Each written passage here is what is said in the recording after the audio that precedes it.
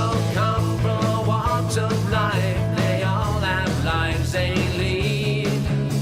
Any and all are welcome here to come and chat with me. Hello, everyone. Welcome to an extra special edition of Small Talk.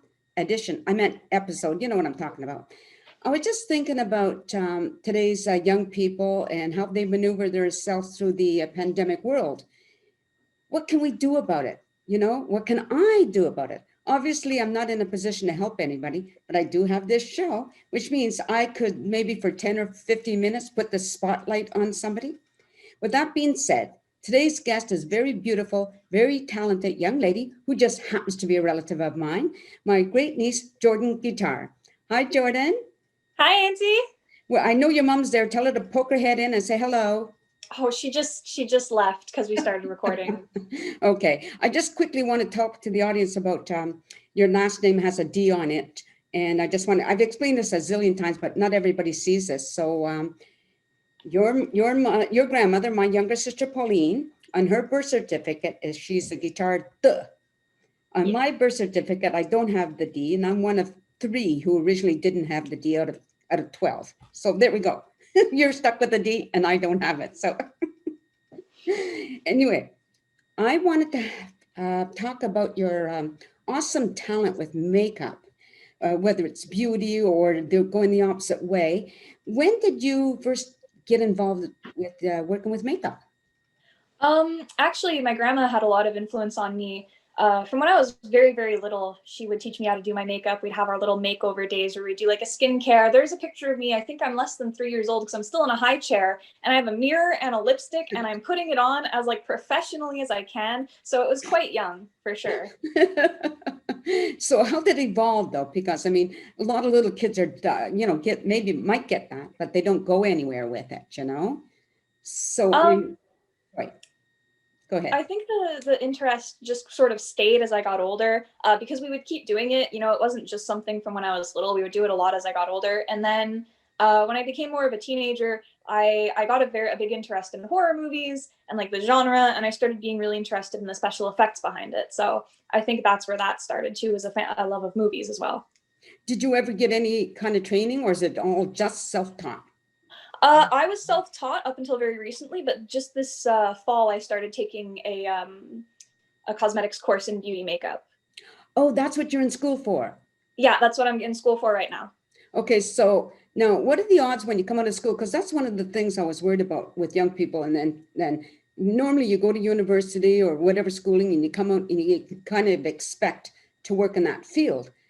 But the world has changed right now. But are you still able to get into that when you're finished? I'm confident that I will be able to, yeah. The teachers are at the school and in the program are very active in the industry as well, so they can give us opportunities and help us out. And they teach us how to network and get ourselves out there. But also, it's going to take multiple semesters. So hopefully by the time I'm finished with my schooling in this, the world will be a little more settled. Right. And it'll be easier to get a job. So you're going to go into makeup for movies or anything or everything? I'm going to take all the courses for like everything. So there's the beauty, there's the film, there's like a special bridal course. So I'm going to take all of them, but I do want to get into film as like my goal. I'd like to get into like a special effects company essentially. I was just wondering if sometimes when you see somebody who has done a terrible job of themselves, putting on their own makeup, do you ever cringe?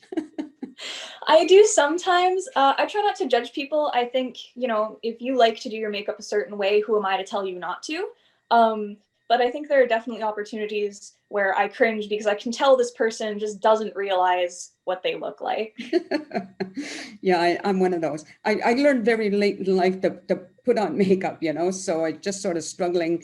Anyway, it doesn't never look too horrible, I don't think. Nobody's ever said, oh my gosh, I think you look fine most of the time, yeah. Thank you. I know either you or your parents have posted some really beautiful photos of you on Facebook with some of the things you've done just on yourself, like some just beautiful things.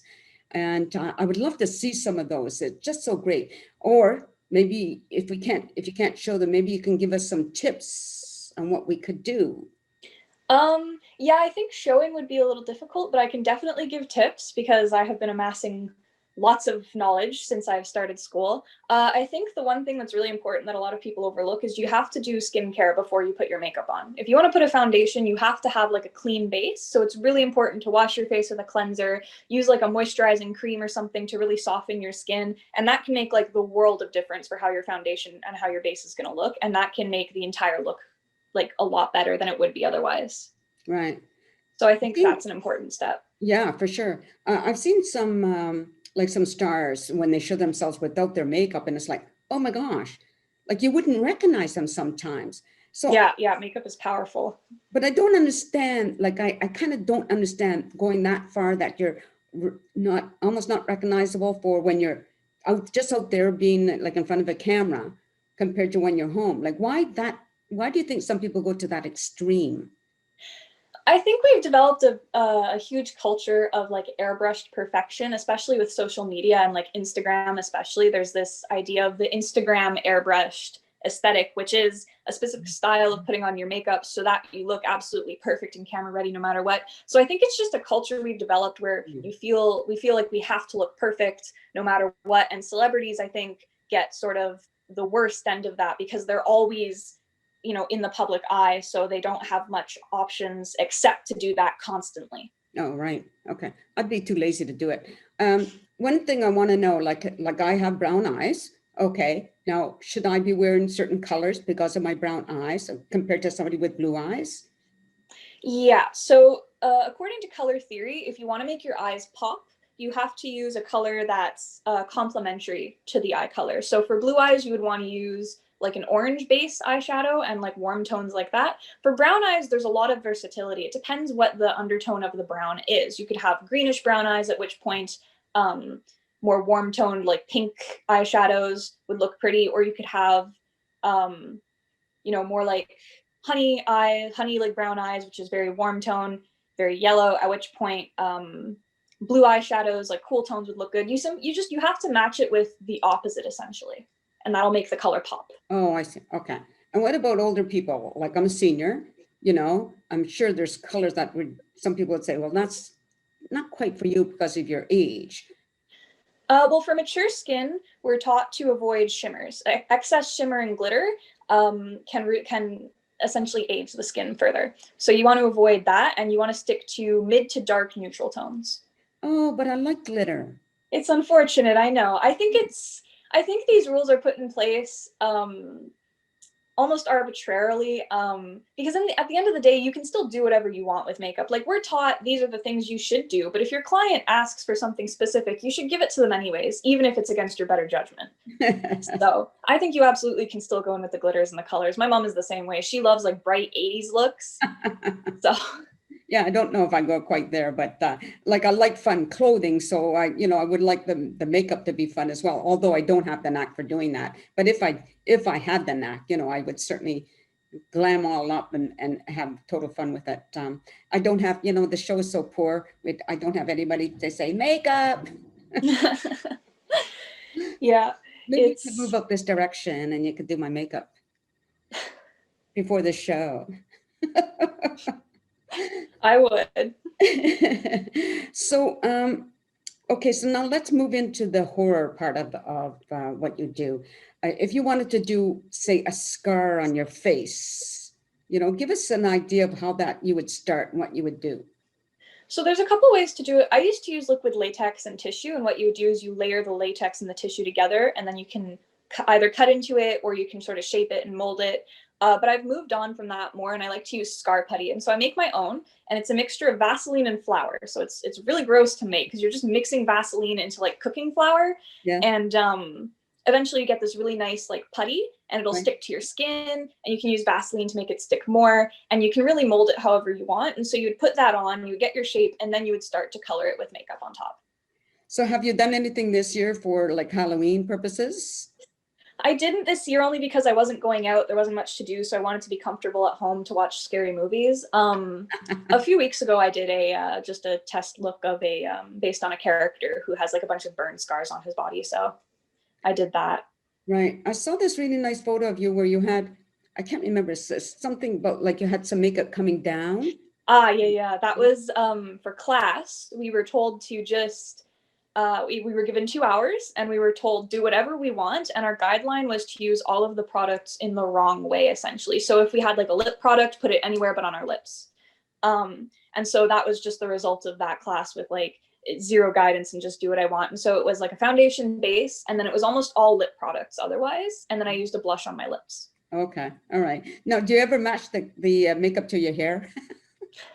I do sometimes. I do sometimes. When I had let's see, I have the pink right now and I like using pink eyeshadows. So I'll probably end up matching my eyeshadow to that at some point. When I had red hair, I was using a red eyeshadow. When I had purple hair, I was using yellow eyeshadows actually, because purple and yellow are complementary. So it was making them both pop. So I do like to match my makeup to my hair for sure. I love that. I love the way you've done your hair too, by the way. I think it's fun. Thank you. When I see young people, you know, whether it's the cut or the color, whatever, it's just, oh my gosh, it looks like so much fun. So kudos to you for doing that. Thank Okay. you. So now, how much schooling do you have left, did you say? If I want to take all of the courses, I have another 3 semesters after this one. Okay. I was involved in some student films, and for those you go to their schools, right? And it was kind of interesting because there was the director, the editor, the producer, whatever, and the makeup artist, which was really pretty awesome to watch them at work. And it's an expensive process though, these kits that they have. Yeah, no, it's very expensive. We have a kit that we got through our class, through the school, and when I took a look through it initially, I sort of guessed to myself, and I think it's probably worth well over $600-700 a product. Yeah. Is that the kind that comes, because some of them were pulling them along like a little suitcase, you know, and then you open it Yeah, up. no, mine is just a bag. It's kind of cheap cheap. It's less expensive than the suitcase ones. The suitcase ones, just the box itself will go for a good $200-300. Right. A lot of people, when they're going to school, they also do what do they call that? When you go out and you're working while you're in school, you know, to practice some of what you're doing. Do you get a chance to do anything like that? Well, I practice on myself almost every day for class, and when I go into class, because it's online, but we do go in for exams. Okay. And so during exams, I'll work on my classmates because we're not allowed to bring in our own models. But other than that, unfortunately, I don't get much practice, no. Oh, okay. Oh, just curious about it. Well, I think we're just about out of time. I really appreciate you doing this with me. Well, thank you for having me. For sure. Now stay tuned. Stay there while I just address the audience for a second. Okay, thank you everybody for watching the show, and I hope you enjoyed meeting my great niece, Jordan Guitar. And remember, she's a guitar and I'm not. Sorry, Jordan. Anyway, stay tuned everyone. Hope you see you next time. Until then, peace out.